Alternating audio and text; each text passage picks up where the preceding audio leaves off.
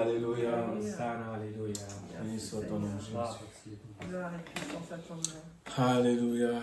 Gloire à Dieu. Amen. Dieu est un Dieu puissant. Amen.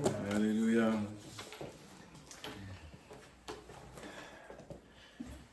Gloire à Dieu. Eh bien, l'Éternel est bon. L'Éternel est bon.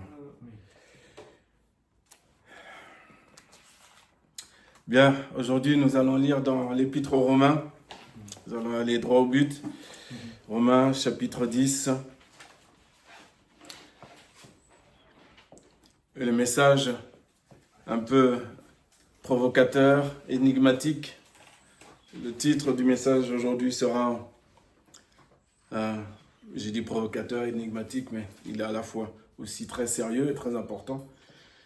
C'est une question que l'on pose, comme on pose souvent.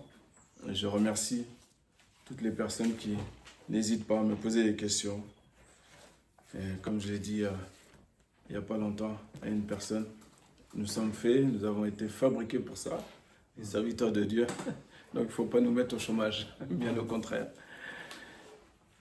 La question est, es-tu sauvé? Donc, c'est important, il faut qu'on sache, est-ce que je suis sauvé? Certains vont me dire, mais oui, c'est évident. Pour d'autres, moins. Et aussi, parfois, il ne faut pas, celui qui est debout, prenne garde à ne pas tomber, puisque s'il y a des personnes ici, et il y en a bien sûr, qui savent que ces questions-là m'ont déjà été posées, ça peut nous arriver à tous. Je ne veux pas que ça m'arrive. Mais si on me pose la question, j'espère que jusqu'à la fin de ma vie, je dirai oui, je le suis. N'est-ce pas? Oui, je le suis. Pas parce que c'est toujours mieux d'être sauvé que d'être perdu. Non, mais parce que je sais, je comprends. Et ce que je dis est appuyé sur quelque chose de solide. N'est-ce pas? Donc, on n'aura pas le temps pour tout voir ce matin, mais on va voir quelque chose qui est dans Romains 10. On va commencer à partir du verset 1er. Et on a l'apôtre Paul qui parle concernant son peuple, le peuple juif. Et il exprime dans ces différents chapitres différentes choses qui ont été mises sur son cœur. Et là, en l'occurrence, on arrive au point où il dit « Frères, le vœu de mon cœur et ma prière à Dieu pour eux, donc eux, les Juifs, c'est qu'ils soient sauvés. » Et Paul a rencontré Jésus. Lui qui était un pharisien parmi les pharisiens, vous vous rappelez? Très éduqué dans la loi, très averti.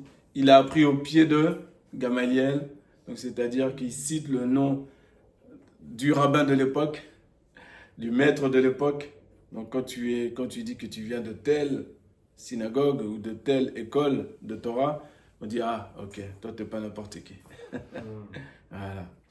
Et puis, le petit Nathanaël, qui lui fait partie de l'école de la dispersion, à chaque fois qu'il y a la prédication, pour le moment, on va lui demander d'arrêter de gesticuler. Et on va pouvoir poursuivre.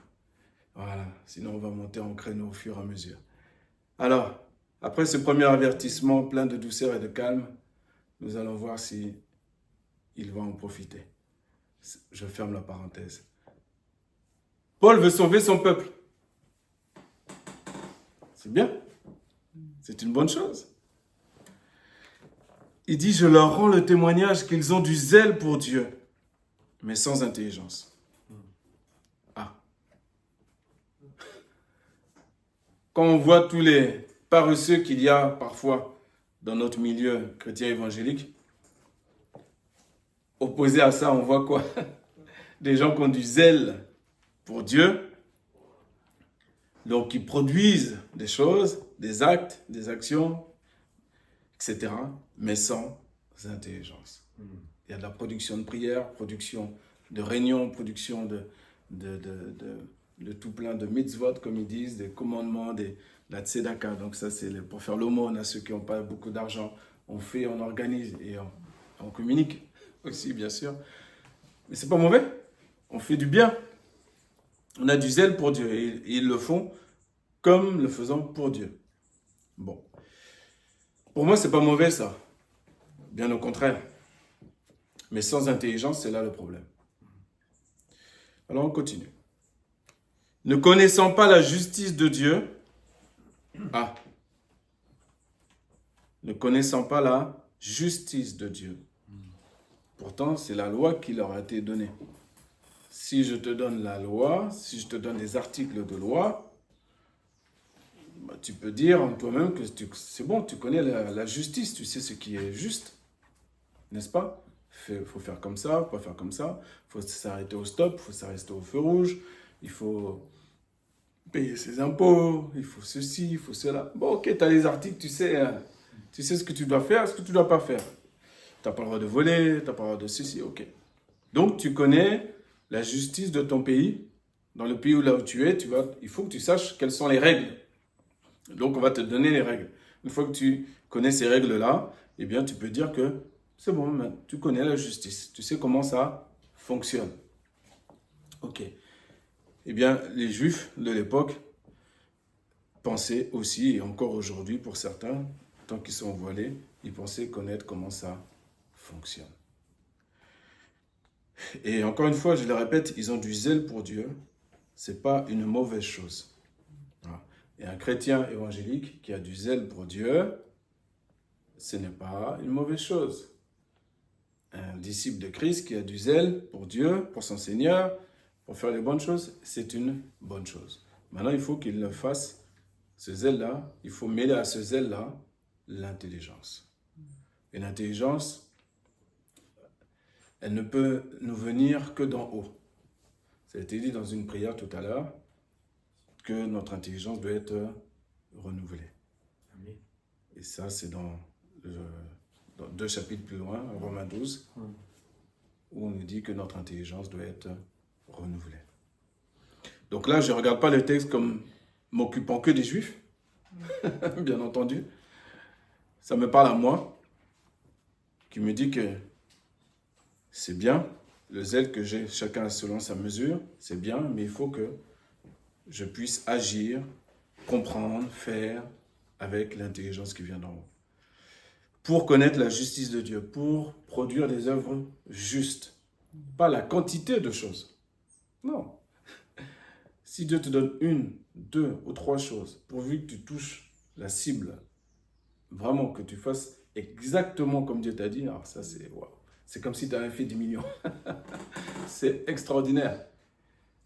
Mais il y a une partie de nous, attention, qui va aller à l'opposé, qui pense, et ça c'est la chair, qui pense qu'elle doit produire beaucoup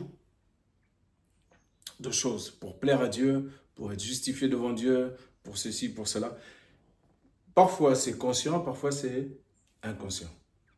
Donc Dieu est venu ce matin nous renouveler notre intelligence et nous réexpliquer et répondre à notre question, est-ce que je suis sauvé au bout du bout, finalement? Est-ce que je suis sauvé? Pourquoi j'ai ce zèle-là? Est-ce que je l'ai? Est-ce que le zèle que j'ai là, il est juste? Ou il est tordu? On peut faire des réunions tous les jours. Jeûner tous les jours, tous les soirs, toute l'année. J'extrapole exprès. Et au sortir de ça, produire aucun fruit. Juste. C'est triste, hein? Mais c'est la vérité, ce que je veux dire. C'est la vérité.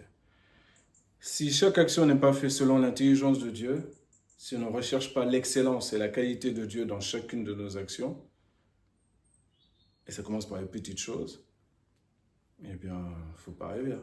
Tout le reste, c'est du vent. Tout le reste, ce sera du vent. Je vous parle de choses que je connais. J'ai été beaucoup et souvent interpellé pour être embarqué dans une direction ou dans une autre. Et les gens prennent toujours la parole de Dieu, un verset de la parole.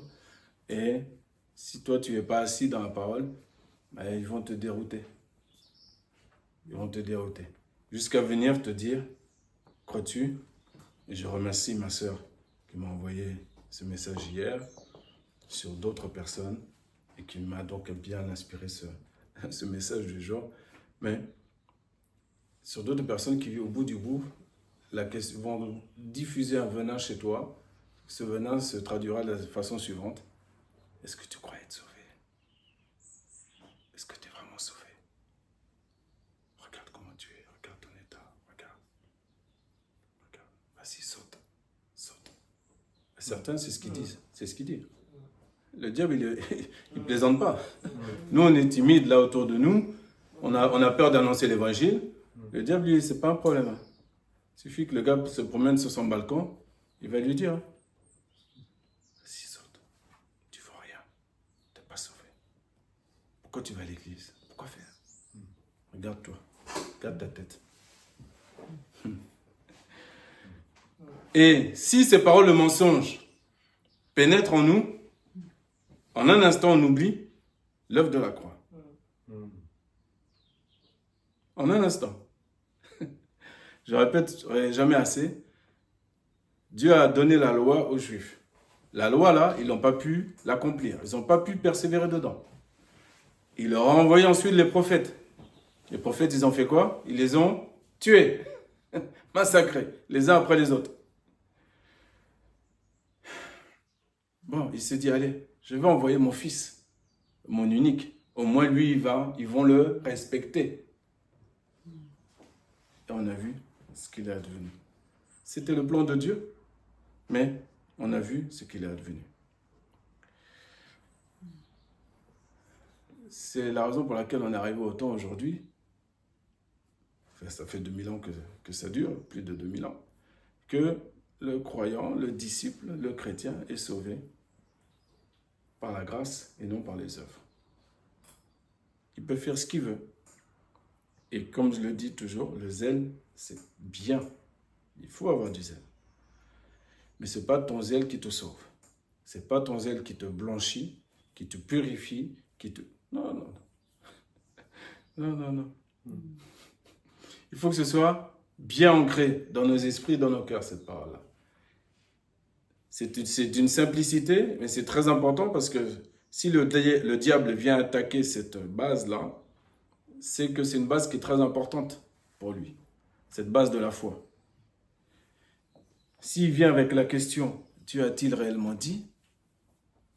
Es-tu sauvé? Ou ceci ou cela? Toutes ces questions, tous ces questionnements-là, c'est pour mettre en toi le doute. Le doute. Je l'ai déjà dit, mais je vais le répéter, je l'ai déjà dit donc à une sœur en one-to-one et à vous aussi, mais il y a quelques années en arrière, ce qui concerne Dieu et Amalek.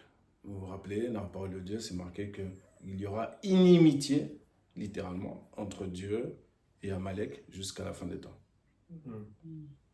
Jamais, dans la Bible, c'est écrit que Dieu a de la haine pour quelqu'un. La personne, je parle.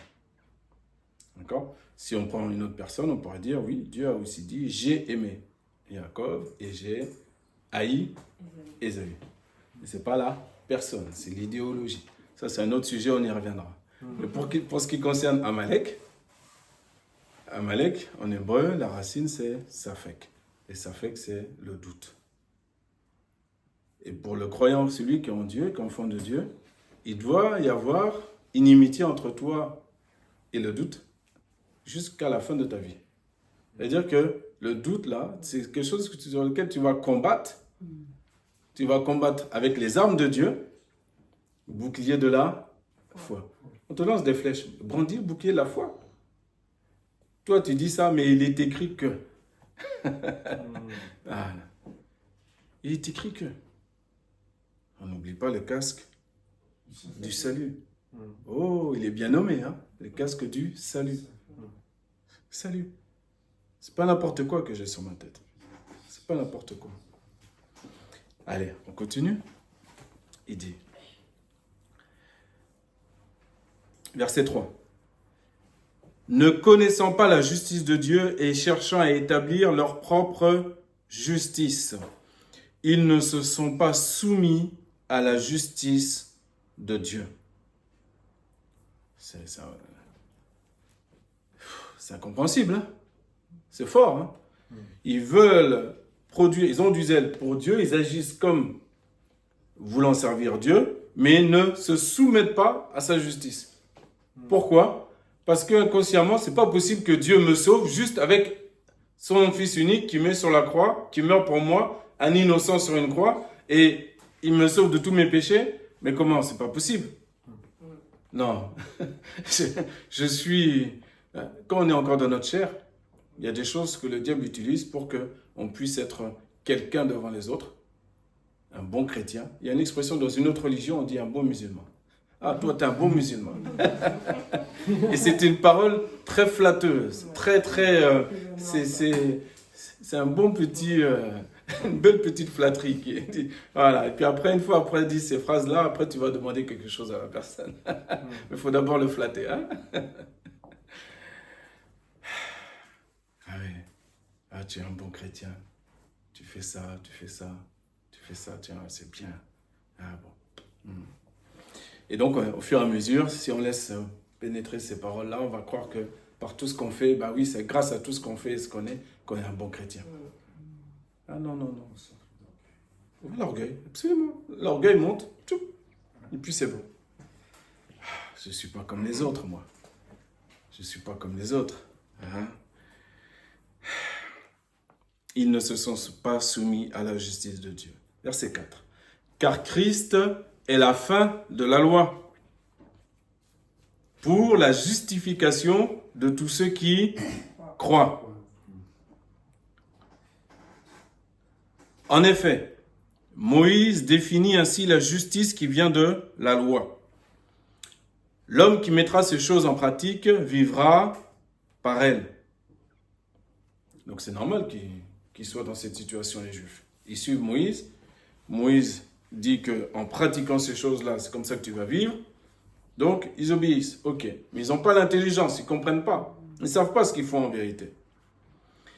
Mais voici comment par la justice qui vient de la foi. Ne dis pas en ton cœur, qui montera au ciel? Qui montera au ciel? Non, sans faire descendre Christ. Ou qui descendra dans l'abîme? C'est faire remonter Christ d'entre les morts. Ah, c'est la parole de Dieu que je cite. Donc il signifie que si quelqu'un vient me dire que je ne suis pas sauvé, on va y venir après, mais c'est la chute, que je ne suis pas sauvé, ou est-ce que je suis sauvé, ou tu es sûr que tu ne vas pas aller en enfer? C'est ça la traduction littérale. Attention. Hein. Il faut traduire les paroles du diable. Hein. Lui, il vient avec sa manière de faire, mais tu dois avoir, par l'Esprit de Dieu, la traduction automatique de sa manière de parler. Tu vas me brûler en enfer. C'est comme ça qu'il fait. T'es perdu. T'es perdu. Lâche l'affaire. Lâche l'affaire, t'es perdu. À quoi bon? À quoi bon te lever tous les matins? Prendre ta Bible, prier. Porter, supporter, aimer tes frères et sœurs.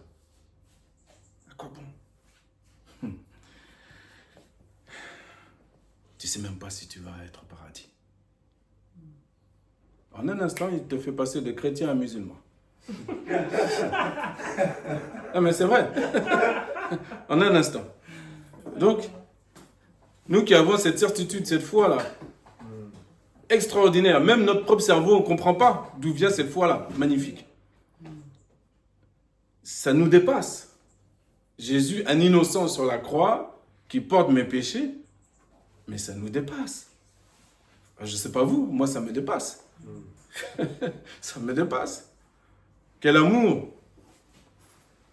C'est impossible qu'il y ait la main humaine là dans ces affaires-là. Impossible. Verset 8. Que dit-elle donc? La parole est près de toi, dans ta bouche et dans ton cœur. Or, c'est la parole de la foi que nous prêchons. Il y a eu un temps où ta parole de Dieu t'a été prêchée, tu as été évangélisé. Et il y a des choses, donc de la parole de Dieu, qui ont été gravées dans ton esprit, sur ton cœur. Ils ne se sont pas envolés. Tu n'es pas devenu bête d'un coup. quand tu ne sais plus répondre à quelqu'un qui te demande. Non, c'est juste tu es dans une saison. Il y a plusieurs saisons, comme sur le plan naturel. Il y a plusieurs saisons. D'accord? Il y a des saisons où, qu'on aime tous. Il y a l'été. C'est une belle saison. Et là, sur le plan spirituel, si on fait la métaphore, c'est une saison où on est concentré, on est alerte, on a le feu, on a la parole qui sort tout de suite, on a la vision claire, nette, précise. Et on voudrait que ce soit l'été toute l'année. Eh oui, on voudrait que ce soit toute l'année. Ça, c'est clair. Mais on oublie qu'il y a plusieurs saisons. Eh oui. Et donc, l'automne va arriver, l'hiver va arriver. Et donc, peut-être qu'on aura une compréhension qui semblera moins pertinente, même ton attachement, ta persévérance dans la méditation, etc. Tout ça, ça peut se distendre. Mais ce qui a été planté en été, en toi, ça part pas. C'est caché dans ton cœur. C'est pas loin, c'est près de ta bouche et dans ton cœur. À un moment donné, ça va sortir. Et d'ailleurs, souvent, j'ai des personnes des fois qui me posent des questions, et moi je repose des questions, et je vois qu'en fait, et souvent je comprends maintenant pourquoi Dieu me fait agir parfois de la sorte envers certaines personnes pour qu'ils voient, qu'elles voient, qu'en fait, elle-même elle a la réponse, lui-même elle a la réponse, qui était déjà plantée dans le cœur, mais qui a juste besoin d'être exaltée, que cette parole a juste besoin d'être exaltée et magnifiée de nouveau.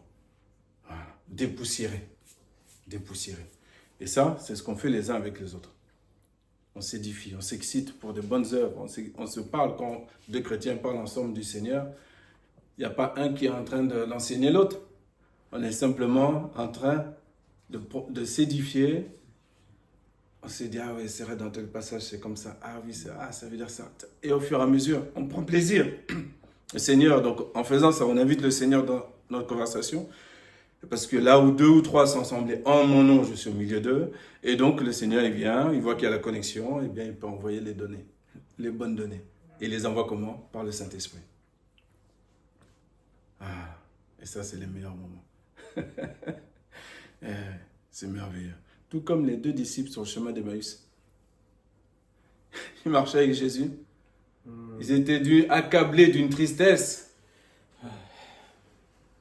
Si Jésus est venu près d'eux, c'est parce qu'il manquait juste 1 millimètre pour qu'ils basculent de l'autre côté. Et qu'ils entendent la parole du diable pour leur dire, vous avez vu, il a dit qu'il allait ressusciter, il ne s'est rien passé. Vous avez vu, c'est des mensonges. Ça ne sert à rien. Vous avez perdu du temps avec ce jeune rabbin-là. Hein? Vous avez fait n'importe quoi. Vous avez perdu 3 ans à la synagogue de tel quartier. Vous auriez pu être des grands maîtres depuis le temps. Vous auriez pu avoir aussi, vous, votre boutique avec votre salaire. Hein? À quoi bon? Eh bien, en tant convenable, Jésus vient. Et il n'est jamais en retard. Et il te demande que, comme il l'a démontré aux disciples sur le chemin d'Emmaüs, il démontre que je suis avec vous, ne vous inquiétez pas. Ce que j'ai dit, c'est ce que je ferai. Et la parole de Dieu, par rapport à la parole de l'homme, il y a tellement un gouffre. Même nous, quand on veut faire parfois les choses bien. C'est vrai. Donc on va même dire les choses. Mais de janvier à décembre, tu ne peux pas tout tenir. Comment ça se fait? Comment ça se fait? Oui, c'est là notre misère, si j'ose dire, notre faiblesse humaine. Et aussi, c'est la possibilité aussi pour Dieu de nous faire comprendre qu'est-ce que ça signifie. Je me glorifierai de mes faiblesses plutôt que de ma force. C'est lorsque je suis faible qu'alors je suis fort. C'est là que maintenant que Dieu, c'est-à-dire dans le sens où je reconnais ma position de créature, le Créateur, celui qui est au-dessus de moi et qui est plus fort, peut maintenant opérer en moi. Je le laisse faire. C'est lui qui est le plus intelligent, c'est lui le plus sage, c'est lui le plus savant. Qui suis-je, moi? Est-ce que je ne vais pas le laisser faire quand même? Non, je vais le laisser faire. Alors voyons voir, on va continuer à le laisser faire. On va terminer sur cette histoire de salut. Qu'est-ce qu'il va nous dire maintenant? Or, c'est la parole de la foi que nous prêchons. Si tu confesses de ta bouche le Seigneur Jésus, et si tu crois dans ton cœur que Dieu l'a ressuscité des morts, tu seras sauvé. Amen. Amen. C'est pas compliqué. C'est pas compliqué. Mais tous ceux qui veulent produire leur propre justice, cette parole-là est compliquée. Cette parole-là n'est pas suffisante. Cette parole-là peut même, pour certains, les plus orgueilleux, ça peut être même offensant. Ah ouais, d'accord, donc il suffit juste de croire, quoi. Il suffit juste de croire. Non, c'est pas juste, il suffit juste de croire. Tu vas voir la chute. C'est pas croire pour croire. On n'est pas sans intelligence. On s'est laissé façonner par Dieu. Notre intelligence a été renouvelée. Donc maintenant, ce en quoi on croit, c'est complètement différent. Et c'est une puissance différente. Ce en quoi on croit nous dit ceci. Car c'est en croyant du cœur. Ah, c'est pas la tête, hein? C'est pas le cerveau. Hein? C'est en croyant du cœur qu'on parvient à la justice. Et c'est en confessant de la bouche qu'on parvient au salut. Selon ce que dit l'Écriture, quiconque croit en lui ne sera point confus. Il n'y a aucune différence, en effet, entre le juif et le grec, entre le roumain et le français, l'antillais et le congolais. Il n'y a pas de différence. Les hommes, par contre, ils font des différences. Hein. Ça, vous inquiétez pas. Entre telle ou telle religion, ils n'ont pas compris que ce sont les mêmes. C'est juste un coup de peinture qu'on a mis, si on a changé la couleur les uns aux autres. Mais il y en a, ils sont tellement intelligents qu'ils n'ont pas encore compris. Hein? Ils n'ont pas encore compris. Bon. Il n'y a aucune différence, en effet, entre le juif et le grec, puisqu'ils ont tous un même Seigneur, qui est riche pour tous ceux qui croient, qui l'invoquent. Car quiconque invoquera le nom du Seigneur sera sauvé. Amen.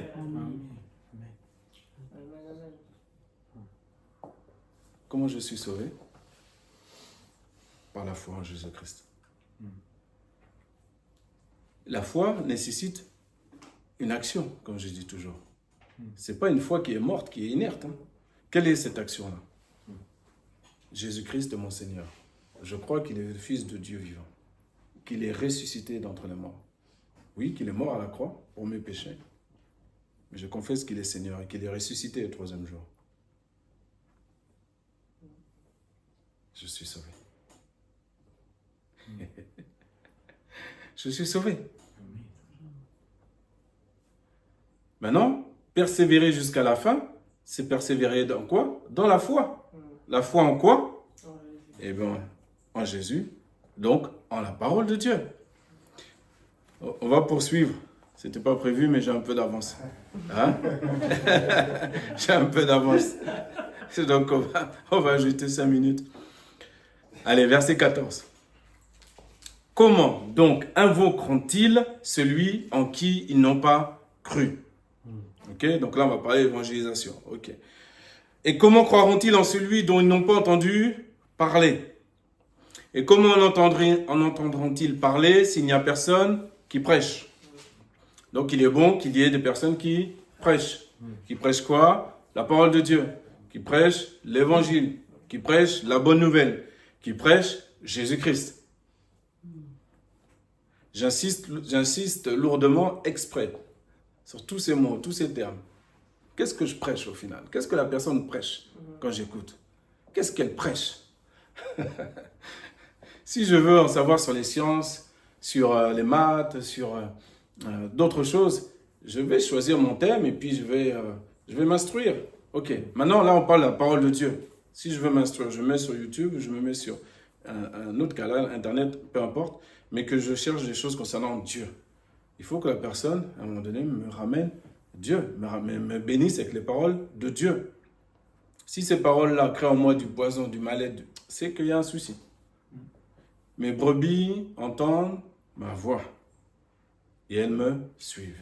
Elles ne vont pas suivre un étranger. Je ne vais pas suivre quelqu'un qui n'est pas soumis à Christ sur des éléments de base. tel que le salut. Donc il faut que quelqu'un prêche. Ok. Et comment y aura-t-il des prédicateurs, au verset 15, s'ils ne sont pas envoyés? Oui, c'est pour ça. Moi, je fais... De là vient toujours mon fonctionnement, toujours poser des questions. Qui t'envoie? Qui envoie la personne parler là?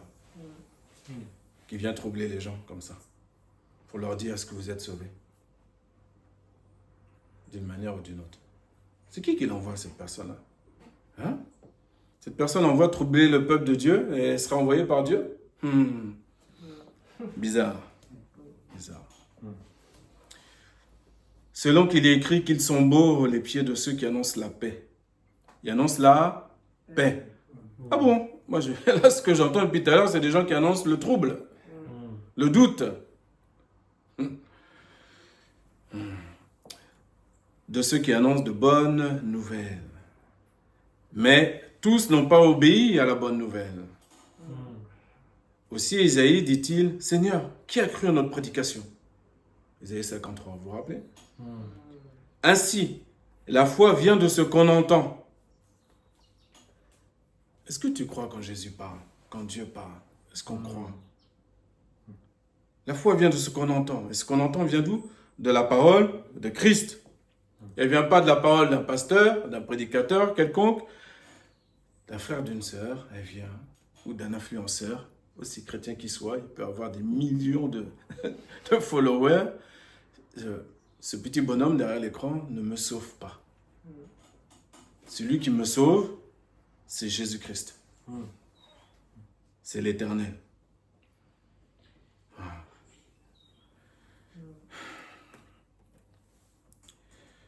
Mais je dis, n'ont-ils pas entendu?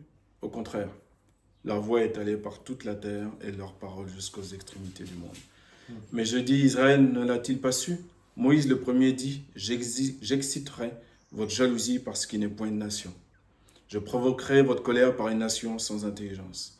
Et Isaïe pousse la hardiesse jusqu'à dire, j'ai été trouvé par ceux qui ne me cherchaient pas. Je me suis manifesté à ceux qui ne me demandaient pas. Mais au sujet d'Israël, il dit, j'ai tendu mes mains tout le jour vers un peuple rebelle et contredisant. Amen. Amen. Qu'on se rassure, dans le chapitre suivant, vous verrez que Dieu reste toujours fidèle à son peuple Israël et qu'il ne les a pas abandonnés. Simplement, c'est un reste, un tout petit nombre qui sera sauvé. C'est triste, mais c'est comme ça. Maintenant, à cause de leur désobéissance, l'évangile est venu jusqu'à nous. Ils n'ont pas voulu l'évangile, eh bien, Paul a annoncé l'évangile aux nations. Voilà. J'ai été trouvé par ceux qui ne me cherchaient pas. J'ai été trouvé par des gens qui n'ont pas eu le temps de pratiquer des œuvres de justice. Des œuvres de justice visibles, hein. Des gens qui font Shabbat, qui mangent kasher, qui font toutes les prières, tout ceci, tout cela. J'allais dire des bons musulmans, pour continuer à rigoler, mais ce n'est pas des bons musulmans, mais c'est des bons juifs. Mais cette expression-là, elle est exprès dans le sens où vous voyez la similitude dans tout ce qui est religieux. Et entre les deux, en vérité, il y a beaucoup de similitudes. C'est normal, ce sont deux demi-frères, Isaac et Ismaël. Simplement, nous sommes d'Isaac dans le sens spirituel, nous sommes les enfants de la promesse, justifiés par la foi.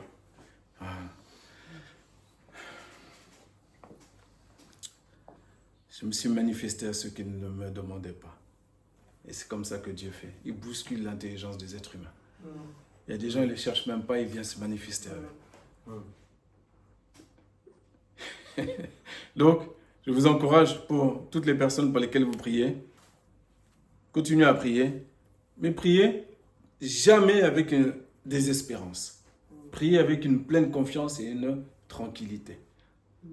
Leur compte est bon. C'est juste une question de temps. Nous, là où je dois mettre mon énergie, c'est surtout ne pas oublier de continuer à persévérer dans la prière. Mais pas une prière désespérée. Pas une prière désespérée. Tu pries un Dieu vivant. Si ta foi, même un petit, j'allais dire si ta foi est grande, même un petit grain de moutarde, la parole nous dit, tout petit, ça suffit. Ça suffit. Si tu veux que ta foi augmente, tu as le droit de demander au Seigneur d'augmenter la foi, bien sûr. Mais n'oublie jamais ce qui est écrit dans Romains 10, 17. La foi vient de ce qu'on entend. Et ce qu'on entend vient de la parole de Christ. Elle ne viendra jamais par la bouche de quelqu'un d'autre, si ce n'est de Christ. Même si je tombe sur un pasteur, sur un serviteur, sur une sœur, qui va dire les bonnes paroles de Christ, Dieu soit loué, on s'aime les uns avec les autres, mais ce qui me sauve, c'est Jésus. C'est Christ. Voilà. Donc, on va s'arrêter là ce matin pour ce qui est de la question « Es-tu sauvé ?» Nous poursuivrons très certainement, et nous irons dans d'autres livres, pour verrouiller tout ça. Il faut que ce soit verrouillé. Ne soyez pas déçus, ce n'est pas déçu dans le sens où parfois on nous rappelle des basiques. Mais en fait, vous avez vu à quel point c'est très important. C'est très important. Je suis sauvé, donc je suis libre. Si je suis libre, eh bien, il y a des pensées, il y a des choses qui n'ont plus lieu d'être. Elles vont venir, mais elles vont partir. Elles vont voir, non, le gars, il est trop libre. Il a le casque du salut sur lui. Il a la cuirasse de la justice. Il a la ceinture de la vérité. Oh là là, il a les sandales qui annoncent l'évangile. Il a du zèle, mais c'est là avec intelligence cette fois-ci. Aïe, aïe, aïe. Et puis en plus, il a l'épée de l'esprit maintenant. Il utilise la parole. Bah, qu'est-ce que je vais faire? Je ne peux rien faire. Qu'est-ce que le diable peut faire contre toi? Mais si tu oublies un élément de cette armure, attention. C'est la raison pour laquelle l'apôtre Paul nous dit de prendre toute l'armure complète. Il précise, complète. Complète. Et il y en a, ils se promènent avec l'épée comme ça. Ils ont juste l'épée à la main. Dieu ceci, Dieu cela, Dieu voilà. Ah, par la grâce de Dieu, alléluia, amen. Mais une petite flèche de rien du tout d'enfant là en plastique, vient les toucher, leur est envoyé, comme ils n'ont pas la cuirasse de la justice, c'est bon, il n'y a plus personne. Il faut les amener aux urgences. Non, il faut mettre toute l'armure complète. Toute l'armure complète. Ce que Dieu dit est certain et véritable. Gloire à Dieu. Amen.